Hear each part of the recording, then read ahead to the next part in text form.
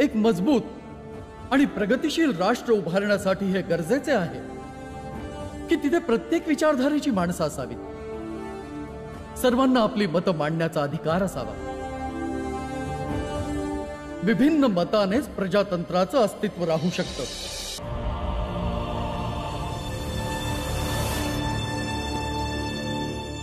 भीत पाडायच्या आधी तुम्हा लोकांना माझा जीव घ्यावा लागेल।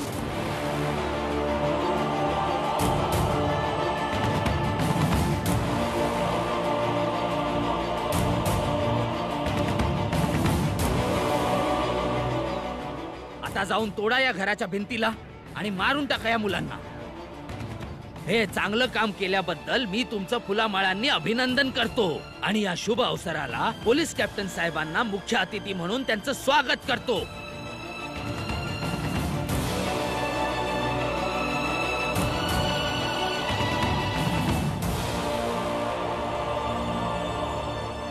चला रा।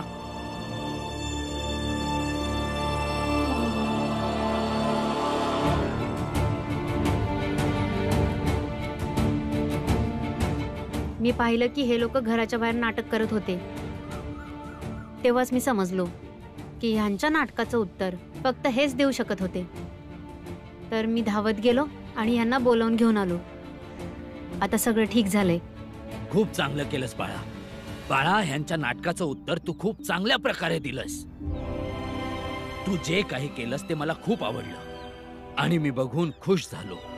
कोणीतरी यांना प्रश्न विचारणारं आहे। आता पुढे पिढ्यानपिढ्या हे प्रश्न विचारले जातील, तेव्हाच या पाखंड्यांपासून आपला धर्म स्वतंत्र होईल। बाळा, असेच प्रश्न विचारत जा। माणसांना जगण्यासाठी धर्म हवाय। पाखंड्यांपासून धर्ममुक्त झाल्यावर माणूस जगू लागतो आणि तेव्हाच हे जीवन सरळ होतं। बरं, आता मी निघतो।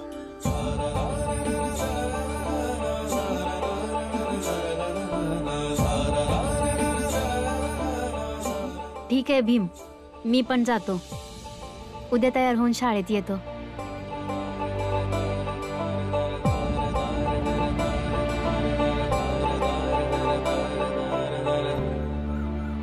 नाहीतर विचारणार प्रश्न, सारखं सारखं विचारणार, मग काही बी होऊ दे। बाबा आले।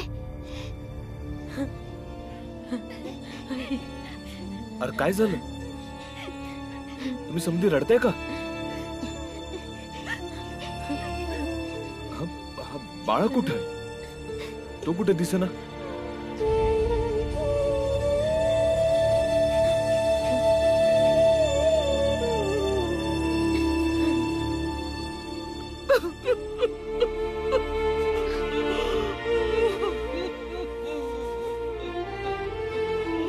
ताई सांगा तरी। वहिनी, तुम्ही लोक जसे निघून गेलात तसंच बाळा मी तुमच्या पाठोपाठ गेला।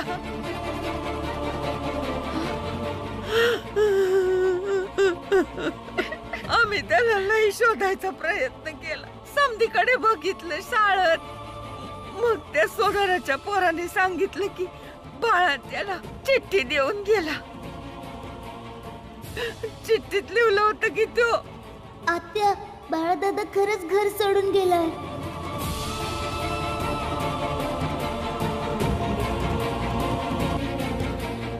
अधर्माने यांच्या घरात जन्म घेतलाय, म्हणून अधर्माने जन्मलेल्या वाईट शक्तींना यांच्या घरातून बाहेर काढावं लागेल।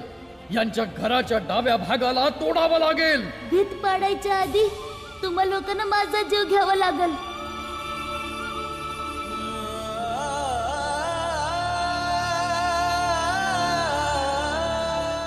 बाबा, काल चिठ्ठी दिली बाळा दादानं आपल्या समजांसाठी।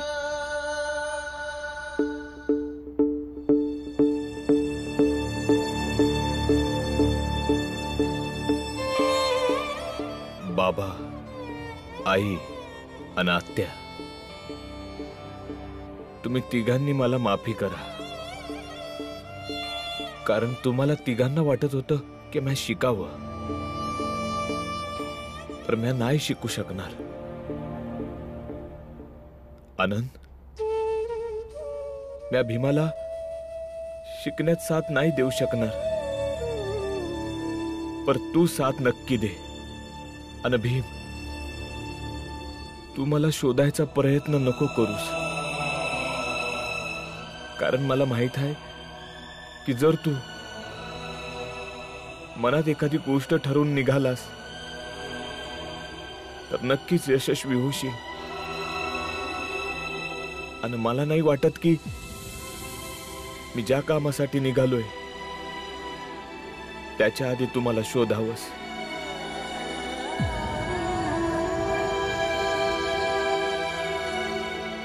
जेव्हा मी या लायकीचा बनून जाईन की बाबाची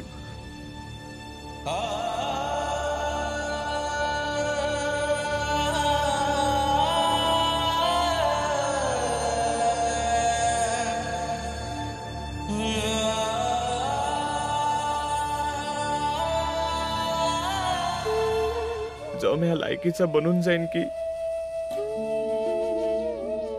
बाबाची मदत करू शकीन, तेव्हा मी परत येईन. आणि शेवटच्या वेळी बाबा तुमच्या शक्तीतून मोकळं करा मला. बाळा, जा बाळा, मोकळं केलं तुला शपथेमधून.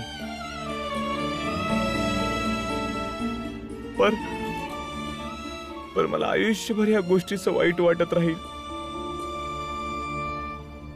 की माझा मोठा मुलगा शिकू नाही शकला.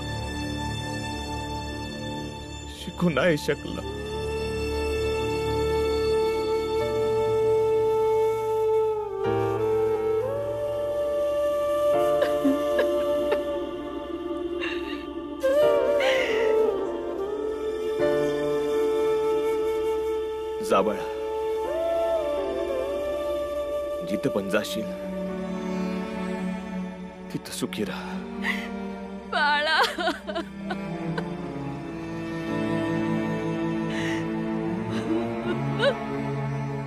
आई रडू नगस, बाळा दादा भेटल. आई, तू काळजी नको करूस. आपण समधी मिळून शोधू ना बाळादादाला. नाही आनंद, आता बाळाला शोधायला कुणीच नाही जायचं. काय माहिती बाळाचं नशीबच त्याला याच बहाण्यानं दुसरीकडे घेऊन जाईल. कधी कधी स्वतःला नशिबाच्या भरवशावर सोडलं पाहिजे, कारण नशीब माणसाचं नेहमी वाईट करत नसतं, कधी कधी चांगलं पण करत असतं.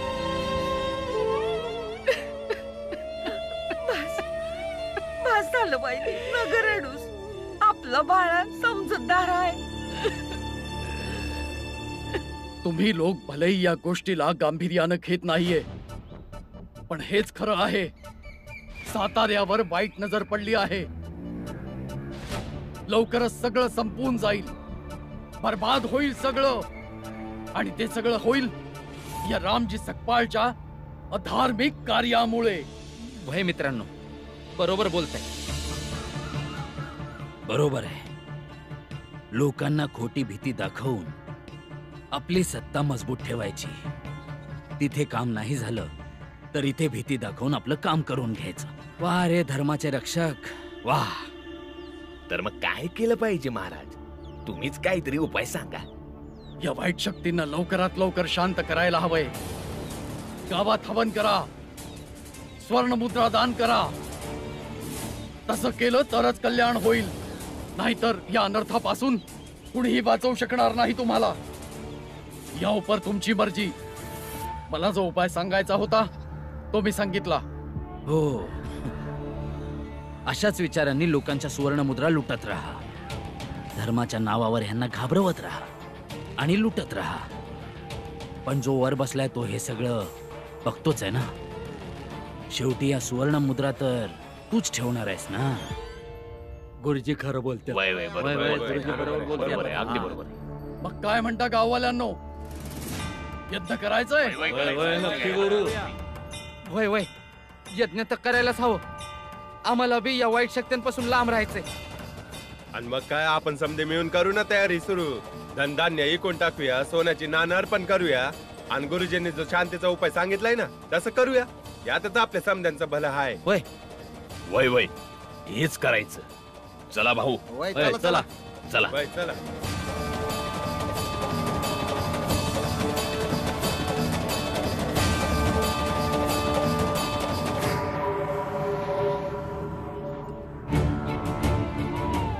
यज्ञ करा, हवन करा, परंतु सुवर्ण मुद्रांचा यज्ञ काय कामाचा? जर आहुतीच द्यायची असेल तर मनातल्या पापाची आहुती द्या ना. जे द्वेष आहे त्याची आहुती द्या, आपल्या क्रोधाची आहुती द्या. एकमेकांवर प्रेम करा आणि प्रेमाने राहा. मला कुठे दुसरीकडे जावं लागेल जिथे माझी खरी गरज आहे.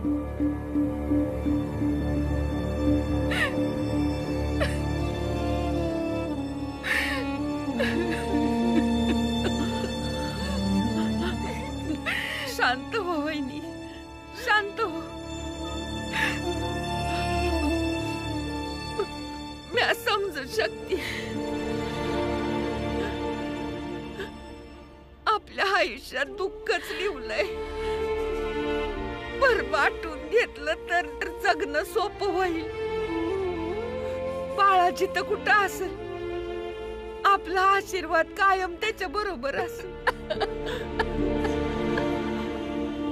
असं नुसतं रडत राहिलीस तर तुझी तब्येत खराब होईल.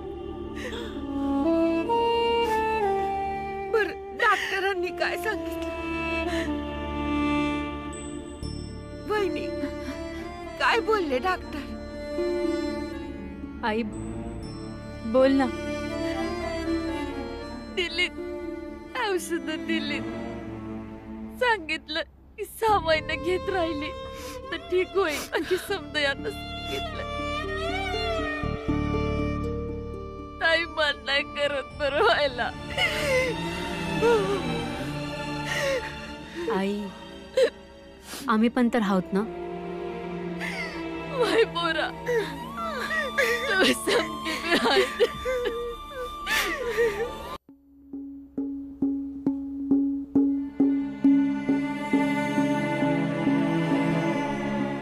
बाबा, आईची तब्येत लय खराब आहे का? नाही, औषधांनी बरी होईल.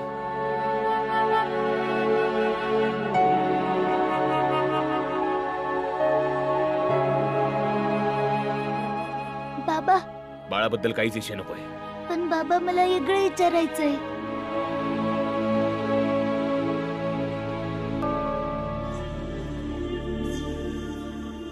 बाबा, धर्म काय असतं?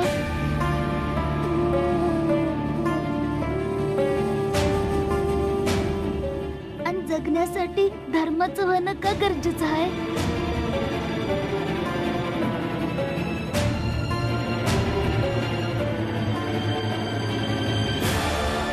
बैस, बसून घे.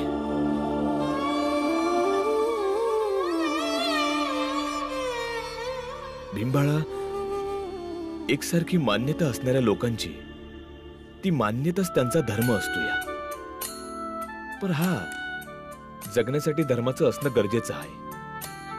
कारण की इमानदारीने पालन केलेला धर्म आयुष्याला चांगलं आणि सुखमय बनवतो. हे लोकांमध्ये प्रेम आणि आपुलकीचं नातं वाढवतो. जेव्हा कुणी माणूस धर्माला स्वतःच्या स्वार्थासाठी वापरतो तेव्हा हाच धर्म ईशाचं काम करतो.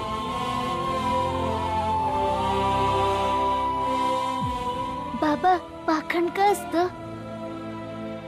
धर्माच्या नावाखाली लोकांना घाबरवून प्रत्येक वेळी आपल्या हिसाबानं करून घेण्याचा प्रयास, आपलं हित साधण्यासाठी बेईमान प्रयास, समाजावर आपलं वर्चस्व स्थापन करण्याची लालसा. कारण कोणी भी धर्माला असहमती दाखवू नये ना कोणी प्रश्न विचारू नये. त्याच्यासाठी वेगवेगळ्या पद्धतीच्या युक्त्या वापरणं हेच पाखंड आहे. पण बाबा, जगण्यासाठी धर्माला निवडणं हा आपला स्वतःचा अधिकार असायला पाहिजे ना.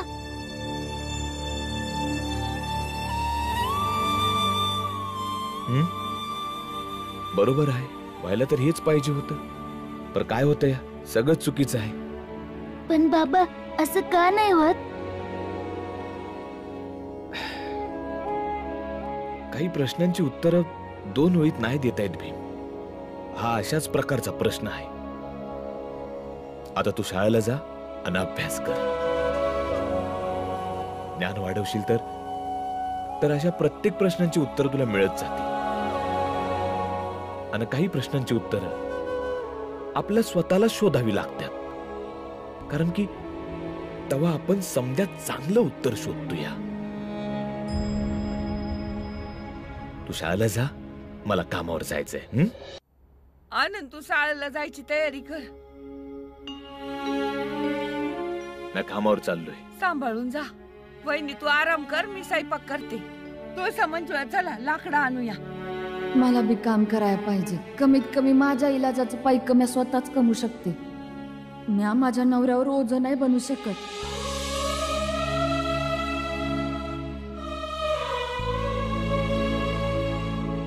आई, मी शाळेला जातो आणि तू बाळा दादाबद्दल जास्त विचार नका करूस. बाबाला मदत करण्यासाठीच तर काम शोधायला गेलाय. येईल लवकरच.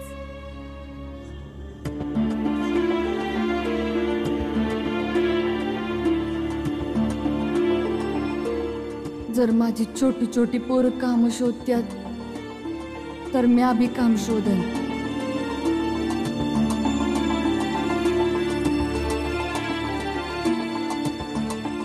आई,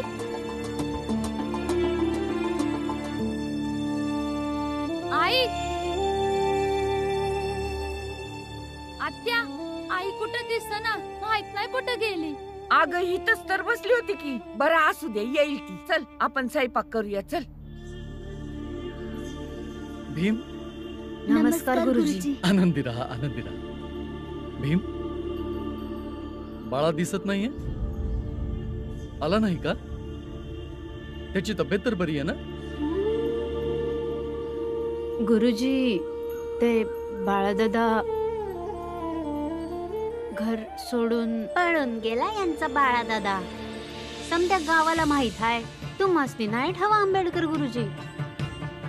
तुला माहिती आहे ना, मग तू काय मोठा तीर मारलायस का? भीम, बाळा घर सोडून का गेला? त्याला पैक कमवायचं आहे. माझ्या शिक्षणासाठी, आईच्या इलाजासाठी आणि बहिणींच्या लग्नासाठी. काही हरकत नाही, तू काळजी करू नकोस. तुझा भाऊ बाळा काही दिवसानंतर नक्कीच परत येईल. गुरुजी, नाही यायचा तो. त्याच्या जातीची काही माणसं माझ्या अगदी घराजवळच राहत्यात. त्यांच्या पण घरातनं 2 जण पळून गेलती आणि परत कधीच नाही आले. दारू पिऊन तिकडेच मेले. पण माझा बाळादादा परत येईल, कारण त्यानं बाबा समोर शपथ घेतली की तो कधी दारू नाही प्यायचा. माझ्या बाळादादाला काय बी होणार नाही. तो परत घरी येईल. आणि येऊन काय करणार आहे तो? शाळेत पण ओझ आणि घरात पण ओझच आहे तुझा बाळादादा. माझा बाबा तर म्हणतो यांची जातच ओझ आहे या जमिनीवर. गप्प बसा. असं बोलत जाऊ नका. अशा वागण्याला उद्दंडता म्हटलं जातं, समजलं? चुकीचं बोलतात तुझे वडील. मूर्खासारखं बोलतात ते. पुन्हा जर असं बोललात ना तर इथेच कोंबडा बनवेन, कळलं? चला जा, आपापल्या वर्गात जा. पळा. रागवल्याने खरं थोडी ना बदलणार आहे गुरुजी.